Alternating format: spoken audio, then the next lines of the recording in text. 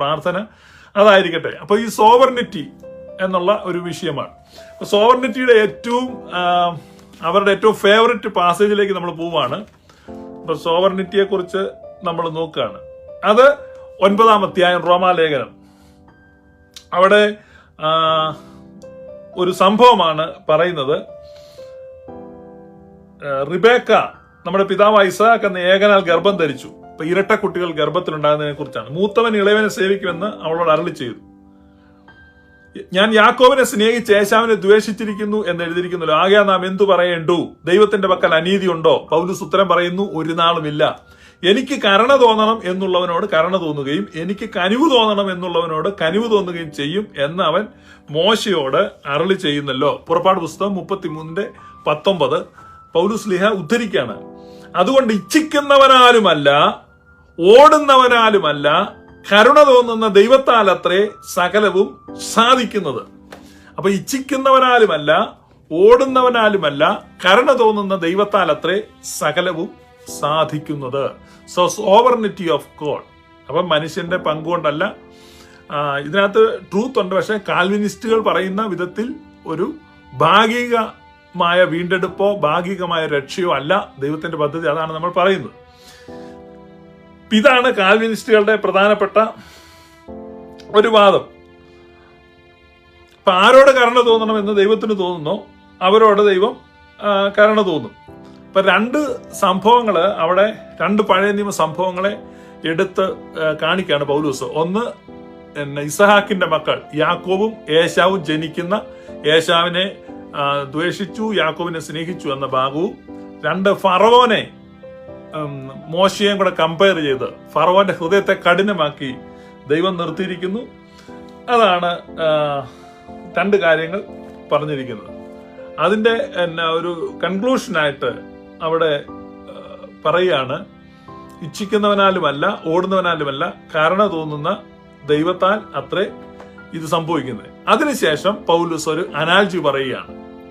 അതൊരു കുശവൻ മണ്ണുകൊണ്ട് പാത്രം ഉണ്ടാക്കുകയാണ്. കുശവൻ മണ്ണുകൊണ്ട് ഒരു പാത്രം ഉണ്ടാക്കുമ്പോൾ ആ പാത്രത്തിന്റെ മേൽ കുശവനാണ് അധികാരം. അവൻ തനിക്ക് ഇഷ്ടമുള്ള പാത്രം അത് ഇഷ്ടമുള്ള രീതിയിൽ ആ മണ്ണുകൊണ്ട് ഉണ്ടാക്കും. അതുകൊണ്ട് മണ്ണൊരിക്കലും ആ കുശവനോട് മറുത്തു പറയാറില്ല.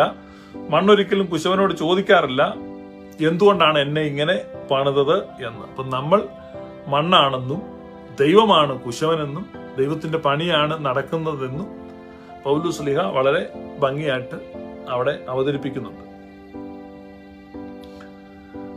പക്ഷെ നമ്മുടെ ധാരണ, ആദാം വീണു പോകാൻ ദൈവം ഒരിക്കലും ഉദ്ദേശിച്ചിരുന്നില്ല. വീണു പോകാത്ത ഒരു ആദാമിനെയാണ് ദൈവം സൃഷ്ടിച്ചത്. പക്ഷെ ആദാം ഫ്രീ വില്ല് കൊണ്ട് വീണു. ആദാമിന്റെ സ്വതന്ത്ര ഇച്ഛാശക്തിയാൽ ആദാം വീണു. പിന്നീട് ദൈവത്തിന്റെ കരുണയാൽ ദൈവം വളരെ ബുദ്ധിമുട്ടി വേറൊരു പ്ലാൻ തയ്യാറാക്കി. അതത്ര പോരെന്ന് കണ്ടപ്പോൾ ദൈവം പിന്നെ വേറൊരു പ്ലാൻ തയ്യാറാക്കി. അതും അത്ര പോരാ എന്ന് കണ്ടപ്പോൾ ദൈവം പിന്നെ പുത്രനെ അയച്ചു. ഇതാണ് ഇപ്പൊ ദൈവം എത്ര പ്രാവശ്യമാണ് പരാജയപ്പെടുന്നത് നോക്കുക. ഇപ്പൊ ദൈവത്തിന്റെ പരാജയങ്ങളുടെ ഒരു തുടർക്കഥ അവതരിപ്പിക്കുക, അതെല്ലാം തെറ്റാണ്. കാരണം ഈ സംഭവിച്ചതെല്ലാം ദൈവത്തിന്റെ പദ്ധതിയുടെ ഭാഗമാണ്. ഇതെല്ലാം ദൈവത്തിന്റെ പദ്ധതിയുടെ ഭാഗം മാത്രമാണ്. ദൈവിക പദ്ധതിയുടെ ഭാഗമായിട്ടല്ലാതെ ഒന്നും സംഭവിക്കുന്നില്ല. എന്തുകൊണ്ടെന്നാൽ നമ്മൾ വിശ്വസിക്കുന്ന ദൈവം സർവജ്ഞാനിയും സർവശക്തനും സ്വയം സ്ഥിതനും സർവവ്യാപിയും ആയ ദൈവത്തിൽ വിശ്വസിക്കുന്നു. So all knowing, all powerful ഗോഡാണ്. മിസ്റ്റേക്കുകൾ വരാൻ പാടില്ല. ഇവരുടെ തിയോളജി നമ്മൾ എടുത്താൽ ദൈവം പരാജയപ്പെട്ടവനാണ്. ഇനി നിങ്ങൾ ചിന്തിക്കാൻ, നിങ്ങളുടെ ദൈവം പരാജിതനാണോ ജയാളിയാണോ? അപ്പൊ ജയാളിയായ ഒരു ദൈവം, സർവശക്തനായ ഒരു ദൈവം, സർവജ്ഞാനിയായ ഒരു ദൈവം, ആ ദൈവത്തെയാണ് നമ്മൾ വിശ്വസിക്കുന്നത്. നമ്മുടെ ഏറ്റവും പ്രിയപ്പെട്ട വാക്യത്തിലേക്ക്, ഗ്ലോറിയസ് ഗോസ്പലിന്റെ ഏറ്റവും ഫേവറേറ്റ് വേഴ്സ്, അത് എഫേസ്യ ലേഖനം 1-ാം അധ്യായമാണ്. നമ്മൾ അവിടേക്ക് പോവുകയാണ്. എഫേസ്യ ലേഖനം 1:4 നാം തന്റെ സന്നിധിയിൽ വിശുദ്ധരും നിഷ്കളങ്കരും ആകേണ്ടതിന് അവൻ ലോകസ്ഥാപനത്തിനു മുമ്പേ നമ്മെ അവനിൽ തെരഞ്ഞെടുക്കുകയും തിരുഹിതത്തിന്റെ പ്രസാദപ്രകാരം യേശുക്രിസ്തു മുഖാന്തരം നമ്മെ ദത്തെടുക്കേണ്ടതിന് അവൻ പ്രിയനായവനിൽ നമുക്ക് സൗജന്യമായി നൽകിയ തന്റെ കൃപാമഹത്വത്തിന്റെ പുകഴ്ചയ്ക്കായി സ്നേഹത്തിൽ നമ്മെ മുൻ നിയമിക്കുകയും ചെയ്തുവല്ലോ. അപ്പൊ ഈ സുവിശേഷം ലോകസ്ഥാപനത്തിന് മുമ്പ് സംഭവിച്ചു കഴിഞ്ഞു. അവിടെ അവൻ നമ്മെ നിഷ്കളങ്കരായി വിശുദ്ധരായി കാണുകയും നമ്മെ അപ്പോയിന്റ് ചെയ്യുകയും ചെയ്തു. ഉലക സ്ഥാപനത്തിന് മുമ്പ് സംഭവിച്ച ഒന്നാണ് സുവിശേഷം. അപ്പം അതാണ് നമ്മൾ പറയുന്നത്. അപ്പൊ അതിന് പ്രത്യേകിച്ച് റീസൺസ് ഒന്നുമില്ല. അപ്പം ഗോഡ്സ് റിയാക്ഷൻസ് പ്രസംഗിക്കുന്നതാണ് അവരുടെ സുവിശേഷം. മനസ്സിലായോ? നമ്മുടെ സുവിശേഷം God's actions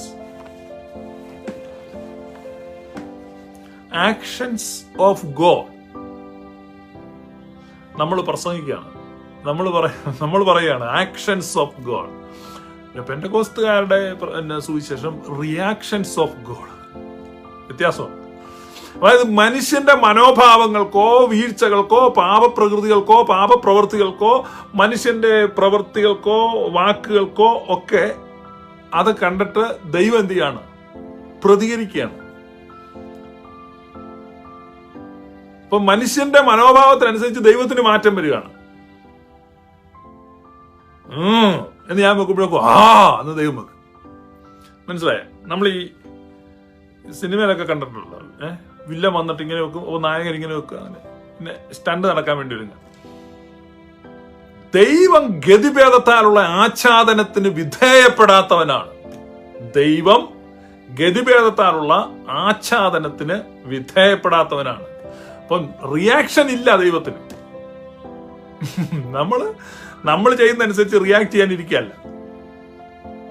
ദൈവത്തിനുള്ളത് eternal purpose, prevailing plans of God. ദൈവത്തിന്റെ ജയിക്കുന്ന പദ്ധതികൾ, നിത്യമായ ഉദ്ദേശങ്ങൾ.